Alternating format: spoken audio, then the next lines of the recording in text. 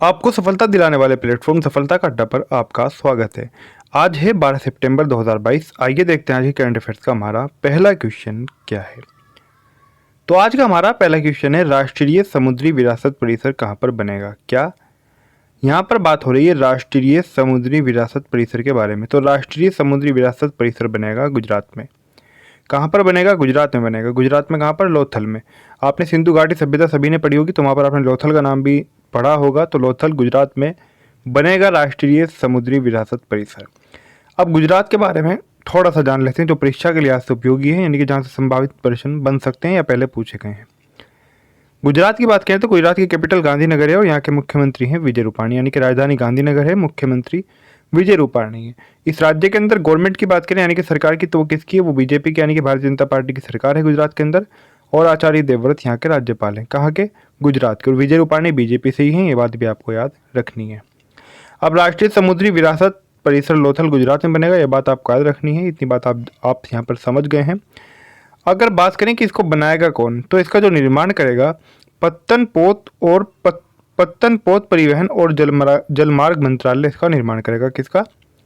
पत्तनपोत परिवहन और जलमार्ग मंत्रालय के द्वारा राष्ट्रीय समुद्री विरासत परिसर का निर्माण किया जाएगा, यह बात आपको याद रखनी है। अच्छा, इसी के अंदर प्रश्न के अंदर अगर हम बात करें, इसी प्रश्न के अंदर हमें दो विकल्प और मिले हैं, राजस्थान और उत्तर प्रदेश। इनके बारे में भी वो जान लेते हैं जो परीक्षा के लिहाज से महत्वपूर्ण है, फिर पहले परीक्षाओं के अंदर जहाँ से प्रश्न बनते रहे हैं या फिर जहाँ से आगे पूछे जाने की संभावना है। यूपी की बात करें तो यहाँ की कैपिटल यह है, यानी कि राजधानी लखनऊ। मुख्यमंत्री यहाँ के योगी आदित्यनाथ हैं। इस राज्य के अंदर बीजेपी यानी कि भारतीय जनता पार्टी की सरकार है। योगी आदित्यनाथ भी बीजेपी से ही हैं और आनंदीबेन पटेल हैं यहाँ की राज्यपाल यानी कि गवर्नर हैं। अगर बात लखनऊ की करें तो लखनऊ से दो क्वेश्चन परीक्षाओं के अंदर अधिकांश पूछ लिए जाते हैं। क्वेश्चन पूछा जाता है कि नवाबों का शहर किसे कहा जाता है। तो आपको याद रखना है, नवाबों का शहर कहा जाता है किसे? ये कहा जाता है लखनऊ को। एक और क्वेश्चन पूछ लिया जाता है कि लखनऊ कौन सी नदी के किनारे स्थित है। तो आपको नाम याद रखना है, लखनऊ गोमती नदी के किनारे स्थित है। कौन सी नदी के? गोमती नदी के किनारे स्थित है लखनऊ। और नवाबों का शहर भी लखनऊ को ही कहा जाता है। उत्तर प्रदेश के राजकीय पुष्प की बात करें तो वह है, यहाँ का राजकीय जो पुष्प है वह है पलाश। राजकीय वृक्ष है यहाँ का अशोक। राजकीय पक्षी है सारस, क्रौंच, यानी कि पक्षी एक ही है, इसके दो नाम है, सारस कह सकते हैं आप या फिर क्रौंच कह सकते हैं।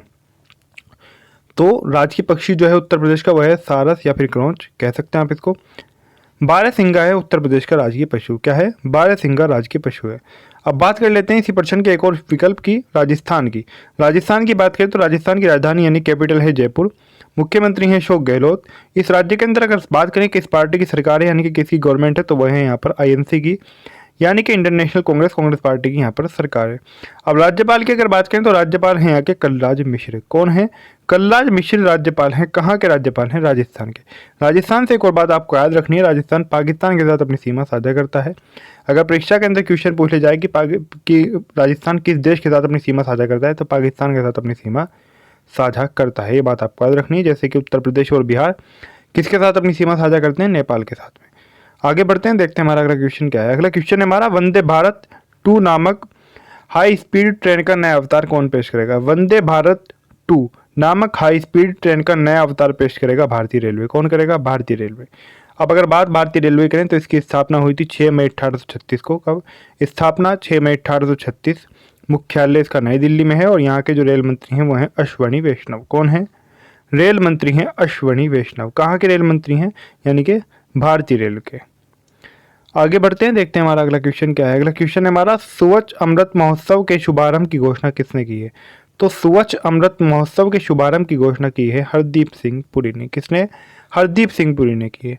अब ये हरदीप सिंह पुरी कौन है? हरदीप सिंह पुरी की अगर बात करें तो ये केंद्रीय आवासन एवं शहरी कार्य मंत्री हैं। कौन है?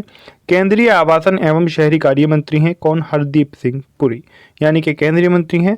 यहाँ पर दो विकल्प और मिले हैं, इनके बारे में बात करें तो अमित शाह देश के कौन है? हमारे गृह मंत्री हैं। कौन है? गृह मंत्री हैं। एक और विकल्प नीचे जो है यहाँ पर अगर बात करें कि राजनाथ सिंह कौन है, तो राजनाथ सिंह के बारे में अगर बात करें कि राजनाथ सिंह कौन है, तो राजनाथ सिंह है रक्षा मंत्री। कौन है?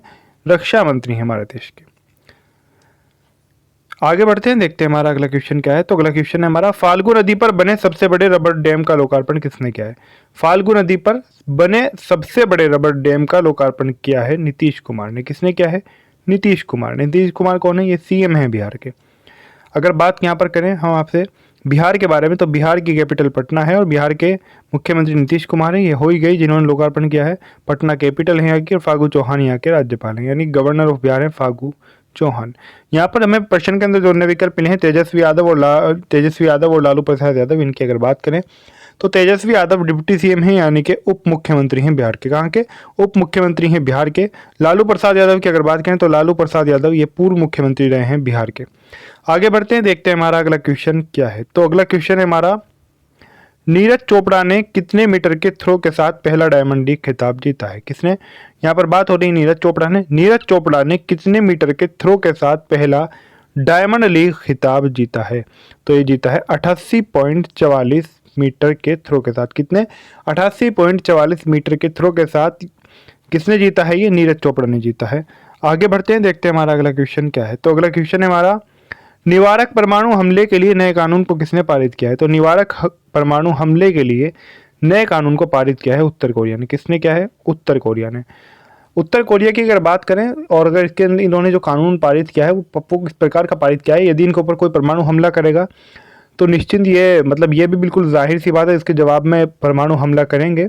लेकिन अगर इनको लगता है कि मतलब किसी दूसरे देश ने इनके ऊपर परमाणु हमला भी नहीं किया है और इनको इस बात की आवश्यकता महसूस हो रही है कि हमें मतलब उससे बचना है, उससे यानी कि जो सामने वाला हमला कर रहा है या फिर किसी और तरीके से परेशान कर रहा है जो देश है दूसरा, तो उसके ऊपर ये अगर चाहेंगे तो अपनी रक्षा के लिए, अपने देश के हित में ये उसके ऊपर परमाणु हमला कर सकते हैं। ये इन्होंने अपने देश के अंदर कानून पारित किया है। किसने? उत्तर कोरिया ने।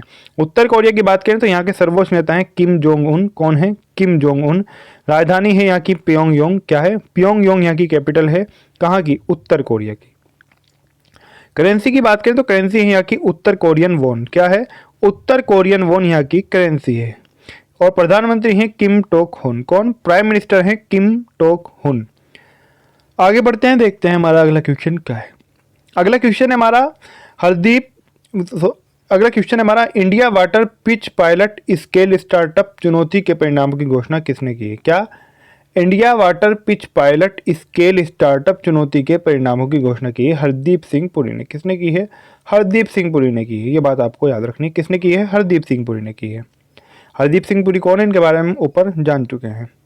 और आगे बढ़ते हैं, देखते हैं हमारा अगला क्वेश्चन क्या है। तो अगला क्वेश्चन है हमारा, इंडिगो के नए सीईओ कौन बने हैं? तो इंडिगो के नए सीईओ बने हैं पीटर एल्बर्स। कौन? पीटर एल्बर्स बने हैं। क्या बने हैं? इंडिगो के नए सीईओ। सीईओ क्या होता है? यानी कि मुख्य कार्यकारी अधिकारी। क्या? मुख्य कार्यकारी अधिकारी यानी कि चीफ एग्जीक्यूटिव ऑफिसर कहा जाता है सीईओ को। अगर बात करें इंडिगो की तो इंडिगो जो है इसकी स्थापना 2005 में हुई थी और इसका मुख्यालय कहाँ पर है? गुड़गांव में है। कहाँ पर है? गुड़गांव में इसका मुख्यालय है। गुड़गांव यानी कि गुरुग्राम। और स्थापना 2005 में हुई थी। गुड़गांव का यहाँ पर गुरुग्राम का यानी कि गुड़गांव का नाम आया है, तो ये इसके बारे में थोड़ा सा जान लेते हैं। गुरुग्राम इसका नाम परिवर्तित अब कर दिया गया है यानी कुछ साल पहले, अन्यथा इसका पहले से ही नाम गुड़गांव ही था। अगर बात करें कि गुड़गांव यानी कि गुरुग्राम कहाँ पर स्थित है तो ये हरियाणा में स्थित है। कहाँ पर है? हरियाणा का एक शहर है। हरियाणा की अगर बात करें तो हरियाणा की जो कैपिटल है वो चंडीगढ़ और मनोहर लाल खट्टर यहाँ के सीएम हैं। अगर बात करें कि यहाँ पर सरकार किसकी है तो वह है बीजेपी यानी कि भारतीय जनता पार्टी की, उससे ही है मनोहर लाल खट्टर। राज्यपाल की बात करें तो राज्यपाल हैं यहाँ के बंडारू दत्तात्रेय। कौन? बंडारू दत्तात्रेय हैं राज्यपाल हरियाणा के। आगे बढ़ते हैं, देखते हैं हमारा अगला क्वेश्चन क्या है। अगला क्वेश्चन है हमारा, ब्रिटेन की महारानी एलिजाबेथ द्वितीय का कितनी वर्षीय आयु में निधन हुआ है? क्या? ब्रिटेन की महारानी एलिजाबेथ द्वितीय का कितनी वर्षीय आयु में निधन हुआ है? देखिए ये बात सब जानते हैं, न्यूज़पेपर पढ़ते हैं या फिर टीवी के माध्यम से भी जानते हैं कि ब्रिटेन की महारानी की डेथ हो गई है। लेकिन परीक्षा के अंदर क्वेश्चन किस प्रकार से पूछे जाते हैं वो महत्वपूर्ण है हमारे लिए, क्योंकि हमें परीक्षाएं पास करनी है, हमें एग्जाम निकालना है। तो ब्रिटेन की महारानी एलिजाबेथ द्वितीय का निधन हुआ है 96 वर्षीय आयु में। कितने? 96 यानी कि 96 वर्षीय आयु में इनका निधन हो गया है। अगला क्वेश्चन है हमारा, इंटरनेशनल ट्रेवल अवार्ड 2023 किसे मिला है? तो इंटरनेशनल ट्रेवल अवार्ड 2023 मिला है पश्चिम बंगाल को। किसे मिला है? पश्चिम बंगाल को। पश्चिम बंगाल को क्यों मिला है वो भी जानेंगे, लेकिन उससे पहले पश्चिम बंगाल के बारे में थोड़ा सा जानते हैं। पश्चिम बंगाल की बात करें तो यहाँ की कैपिटल कोलकाता है यानी कि राजधानी है। ममता बनर्जी यहाँ की मुख्यमंत्री हैं और यहाँ पर तृणमूल कांग्रेस की सरकार है। तृणमूल कांग्रेस की खुद प्रमुख भी है ममता बनर्जी। और राज्यपाल हैं यहाँ के एल गणेशन। कौन है? एल गणेशन राज्यपाल हैं यानी गवर्नर ऑफ वेस्ट बंगाल है। अब यहाँ पर इसी प्रश्न के अंदर हमें दो विकल्प और मिले हैं, ओडिशा और कर्नाटक। थोड़ा सा इनके बारे में जानते हैं, फिर जानेंगे कि इंटरनेशनल ट्रेवल अवार्ड 2023 पश्चिम बंगाल को क्यों मिला है। बात करते हैं यहाँ पर ओडिशा के बारे में, जिसे ओडिशा भी कहा जाता है। ओडिशा। अब सही नाम जो है वो है ओडिशा, ये बात आपको याद रखनी। पहले ओडिशा था, यानी कि इसे चेंज कर दिया गया है, काफ़ी टाइम पहले चेंज हो चुका है वैसे। तो ओडिशा, तो ओडिशा और उड़ीसा मैंने इसलिए यहाँ पर लिखकर दिखाया जिससे आप इसके अंदर विचलित ना हो, आपको इतनी जानकारी होनी चाहिए। कैपिटल यहाँ की भुवनेश्वर है, मुख्यमंत्री हैं नवीन पटनायक और राज्यपाल हैं गणेशी लाल। अब बात अगर कर्नाटक की करें तो कर्नाटक की बेंगलुरु है कैपिटल, राजधानी है। बसवराज बोम्मई मुख्यमंत्री हैं और थावरचंद गहलोत हैं यहाँ के राज्यपाल। कहाँ के राज्यपाल हैं थावरचंद गहलोत? कर्नाटक के। अब जानते हैं ये जो इसको अवार्ड मिला है क्यों मिला है। संयुक्त राष्ट्र विश्व पर्यटन संगठन के एक सहयोगी Pacific Area Travel Writers association PATWA के द्वारा संस्कृति के लिए सर्वश्रेष्ठ गंतव्य के लिए यह अवार्ड दिया जाएगा। ये बात आपको याद रखनी है। किसके? संयुक्त राष्ट्र विश्व पर्यटन संगठन का एक सहयोगी है क्या? PATWA, PATWA, Pacific Area Travel Writers Association, ये इसका पूरा नाम है। इसके द्वारा संस्कृति के लिए सर्वश्रेष्ठ गंतव्य के लिए यह अवार्ड दिया जाएगा, यानी कि संस्कृति के लिहाज से जो सर्वश्रेष्ठ गंतव्य आज भी मौजूद हैं वो पश्चिम बंगाल में है, इसीलिए पाटवा इनको ये अवार्ड देगा। पटवा की बात करें कि पटवा क्या है, तो इसकी फुल फॉर्म हम यहाँ पर आपके सामने जान ही चुके हैं। अगर बात करें क्या है, ये एक यात्रा लेखकों का एक संगठन है, यानी कि एक उनका ऑर्गेनाइजेशन है। किसका? यात्रा लेखकों का। उनका नहीं जो खाली लेखक है, उनका जो निरंतर यात्राएं करते रहते हैं, एक देश से दूसरे देश, दूसरे द्वीप से तीसरे द्वीप, यानी कि इस प्रकार से इधर उधर घूमते रहते हैं, भ्रमण करते रहते हैं, नई नई जानकारी हासिल करते रहते हैं और अपने गंतव्य को लेकर इसके ऊपर लेख किताबें लिखते रहते हैं। ये उनका एसोसिएशन है। अब आगे बढ़ते हैं, देखते हैं हमारा अगला क्वेश्चन क्या है। तो अगला क्वेश्चन है हमारा, विश्व संसाधन संस्थान के सहयोग से किसने भारत का पहला राष्ट्रीय इलेक्ट्रिक फ्रेट प्लेटफॉर्म लॉन्च किया है? किसने? विश्व संसाधन संस्थान के सहयोग से भारत का पहला राष्ट्रीय इलेक्ट्रिक फ्रेट प्लेटफॉर्म लॉन्च किया है नीति आयोग ने। किसने लॉन्च किया है? नीति आयोग ने लॉन्च किया है। नीति आयोग की अगर बात करें तो नीति आयोग के CEO हैं परमेश्वरन अय्यर। कौन है? परमेश्वरन अय्यर। आगे बढ़ते हैं, देखते हैं हमारा अगला क्वेश्चन क्या है। अगला क्वेश्चन है हमारा, दुर्लभ बीमारी वाले SC ST रोगियों के लिए मौद्रिक सहायता प्रदान करने का निर्णय किसने लिया है? क्या? दुर्लभ बीमारी वाले, यानी कि कोई व्यक्ति है वो SC ST समुदाय का है और उसे कोई दुर्लभ यानी कि कोई गंभीर बीमारी है, उसकी आर्थिक रूप से सहायता करेगी कर्नाटक सरकार। कौन? कर्नाटक सरकार। कर्नाटक सरकार ने निर्णय लिया है। कर्नाटक की बात करें तो राजधानी बेंगलुरु है और मुख्यमंत्री हैं बसवराज बोम्मई और यहाँ के जो राज्यपाल हैं कर्नाटक के वह हैं थावरचंद गहलोत। तो थावरचंद गहलोत कर्नाटक के राज्यपाल हैं, कर्नाटक के मुख्यमंत्री हैं बसवराज बोम्मई, कर्नाटक की राजधानी है बेंगलुरु। उत्तर प्रदेश और राजस्थान की बात करें तो इनके बारे में हम ऊपर पढ़कर आ चुके हैं, ऊपर प्रश्न के अंदर। यहाँ पर पढ़ना इतना आगे कुछ ज़्यादा बच नहीं जाता। बात करें अगले क्वेश्चन की, तो अगला क्वेश्चन है हमारा, नागालैंड के NSCN के निकी समूह के साथ केंद्र सरकार ने संघर्ष विराम समझौता को कितने समय के लिए बढ़ाया? क्या?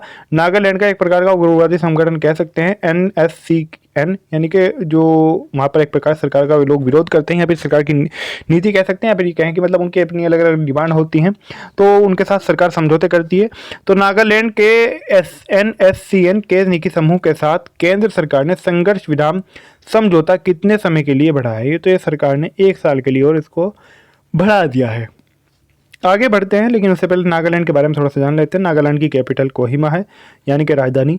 नेफ्यू रियो यहाँ के मुख्यमंत्री हैं और जगदीश मुखी हैं राज्यपाल। कौन?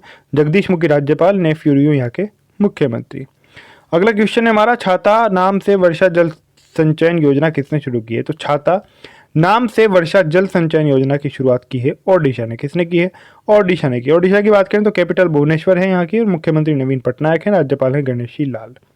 आगे बढ़ते हैं, बात इसी प्रश्न के अंदर अन्य विकल्प पंजाब और राजस्थान की करते हैं। पंजाब की कैपिटल है चंडीगढ़, पंजाब के मुख्यमंत्री भगवंत मान। इस राज्य के अंदर अगर हम बात करें कि यहाँ पर सरकार किसकी है तो वह है आपकी, यानी कि आम आदमी पार्टी की यहाँ पर सरकार है।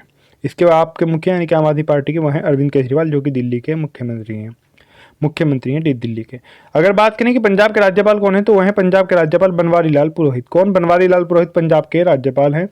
अगर बात राजस्थान की करें तो राजस्थान भी क्योंकि विकल्प में है तो जयपुर कैपिटल है यहाँ के, अशोक गहलोत मुख्यमंत्री हैं और कलराज मिश्र ये यहाँ के राज्यपाल हैं।